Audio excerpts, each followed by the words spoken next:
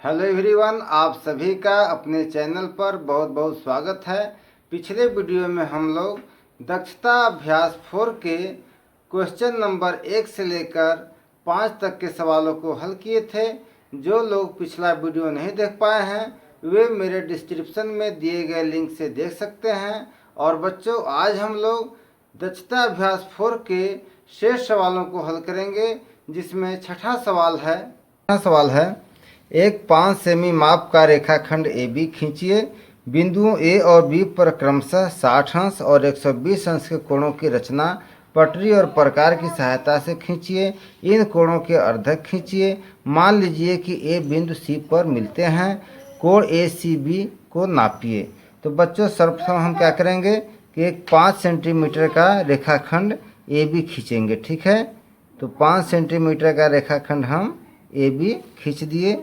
यहाँ पर नाम A रख दिए और यहाँ पर नाम हम B रख दिए। ठीक है, अब हमें A पर कितने अंश का कोण बनाना है? 60 अंश का कोण बनाना है। तो हम A को केंद्र मानेंगे और अपने प्रकार में किसी नाप की त्रिज्या का एक चाप लगाएंगे। ठीक है, तो हम इस तरह से इसे एक चाप लगा दिए।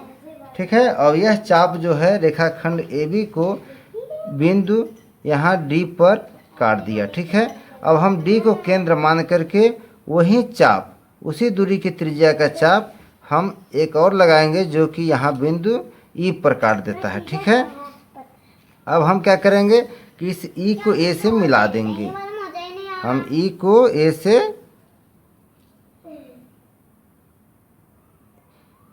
A से हम ऐसे मिला दिए। ठीक है बच्चों, तो ये हमारा कितने अंश का कोण बन गया? ये 60 अंश का कोण बन गया। अब हमें B पर 120 अंश का कोण बनाना है।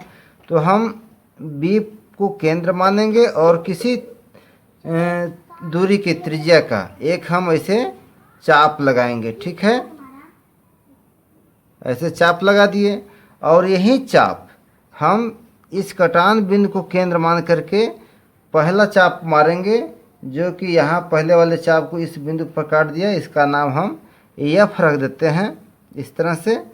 और फिर F को केंद्र मान करके उसी त्रिज्या का चाप हम दोबारा लगाएंगे, जो कि यहाँ G पर काट दिया। ठीक है, अब इस G को हम B से मिला देंगे। इस तरह से G को हम B से मिला देंगे।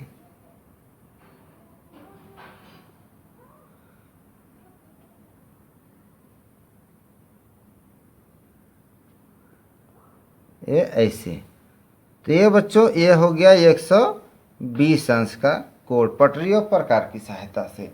अब क्या है कि इन कोणों को अर्धक करना है, यानी समद्विभाजित करना है। तो जब हम 120 अंश के कोण को समद्विभाजित करेंगे, इसके दो भाग में बांटेंगे, तो यह 60 अंश का कोण बनाएगा। ठीक है ना, जो कि यहाँ पर बना हुआ है। तो चलिए हम इसे 60 इसे समद्विभाजित कर देते हैं। तो यह 60 अंश पर इस तरह से ऐसे कोण बन गया। ठीक है, और जब हम इस 60 अंश के कोण को समद्विभाजित करेंगे तो हम जो है इस DE दूरी का चाप लेंगे, मतलब त्रिज्या लेंगे, और एक चाप हम इस तरह से ऐसे लगाएंगे और फिर E को केंद्र मान करके दूसरा चाप हम पुनः लगाएंगे, जो कि एक दूसरे को बिंदु C पर काट देता है। चलिए C पर अभी नहीं काटते हैं, यह बिंदु काट दिया, इसका नाम हम रख देते हैं AH। ठीक है, अब हम जो है H को A से मिला देंगे। H को A से मिला देंगे तो आप देख रहे हैं कि यह जो रेखा है, और मतलब 60 अंश के कोण का समद्विभाजक रेखा और 120 अंश के कोण का समद्विभाजक रेखा एक दूसरे को बिंदु C पर काट दिए। ठीक है ना, तो अब कह रहा है कि मान लीजिए कि बिंदु C पर मिलते हैं, तो C पर मिल गए। अब ACB को नापिए। अब हमें इस कोण को ज्ञात करना है। तो बच्चों, जब इसे आप चांदा की सहायता से नापेंगे तो इसका मान कितना हो जाएगा? 90 अंश हो जाएगा। इसका मान कितना हो जाएगा? 90 अंश। और ऐसे हम इसे सिद्ध भी कर देंगे, जैसे कि यह कोण जो है CAB, कोण CAB कितना है? यह 30 अंश है। यह कितना हुआ? ये 30 अंश हुआ। तो यह 30 अंश है। और कोण ए बी सी कितना है? 60 अंश है। ठीक है। और हमें ज्ञात करना है कोण ए सी बी हमें ज्ञात करना है। ठीक है। तो आप जानते हैं कि त्रिभुज के अंतः कोणों का योगफल कितना होता है? 180 अंश। अर्थात कोण ए प्लस कोण बी और प्लस कोण सी बराबर कितना होगा? 180 अंश होगा। ठीक है ना। तो यहाँ कोण ए कितना है? 30 अंश। और कोण बी कितना है? 60 अंश। और हमें कोण सी ज्ञात करना है। तो कोण सी बराबर हो गया 180 अंश। ठीक है ना।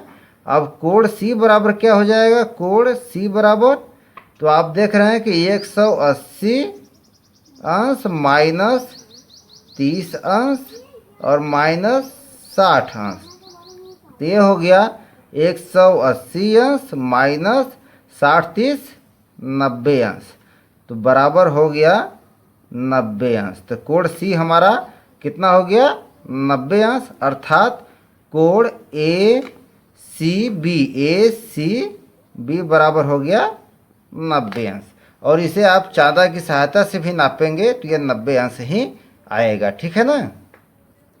7वां सवाल है, किसी त्रिज्या का एक वृत्त खींचिए। इसमें दो जीवा पी क्यू और क्यू आर लीजिए। इन जीवाओं के लंबार्धक खींचिए। इनके प्रतिच्छेद बिंदु सी से पी क्यू और आर मिलाइए।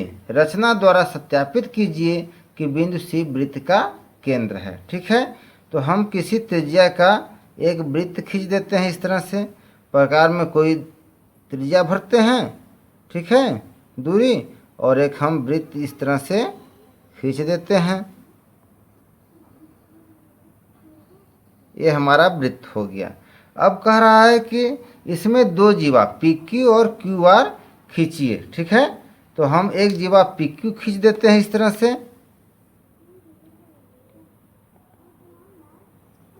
ये ऐसे,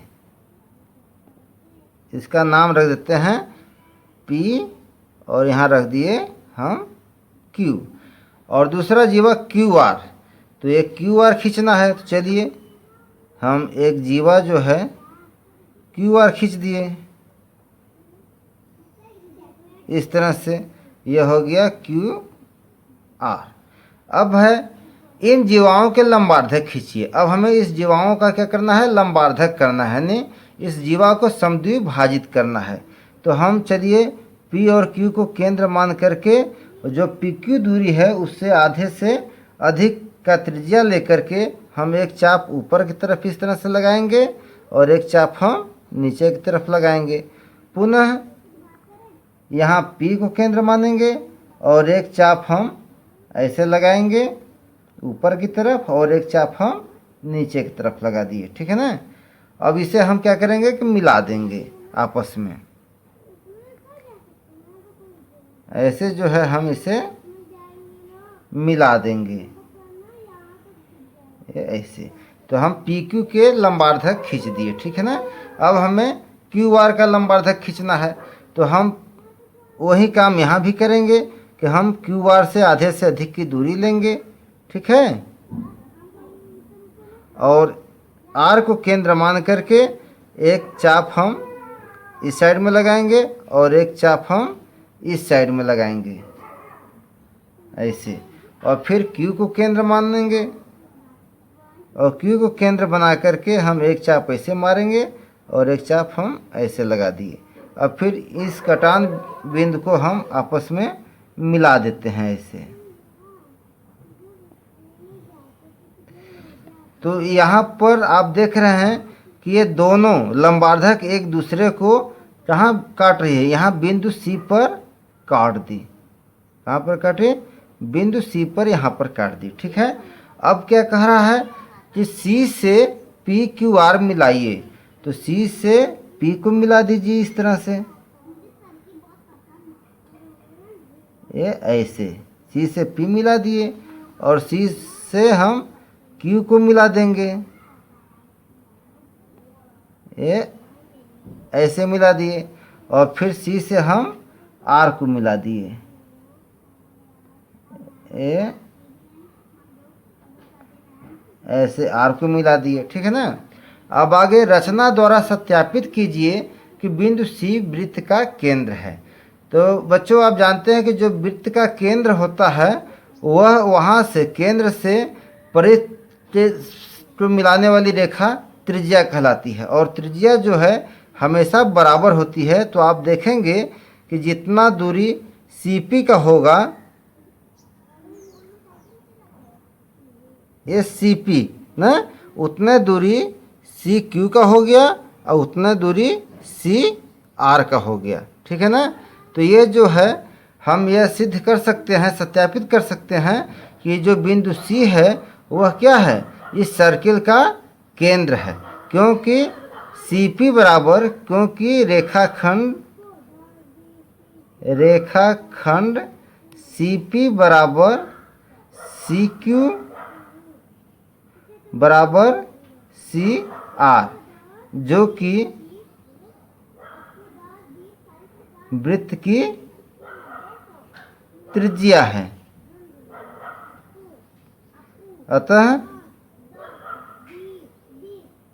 अतः C जो है, C वृत्त का केंद्र होगा, ठीक है ना। तो बच्चों मुझे आशा है कि यह वीडियो आप लोगों को पसंद आया होगा। फिर मिलेंगे नेक्स्ट वीडियो में, तब तक के लिए आप सभी को बहुत बहुत धन्यवाद।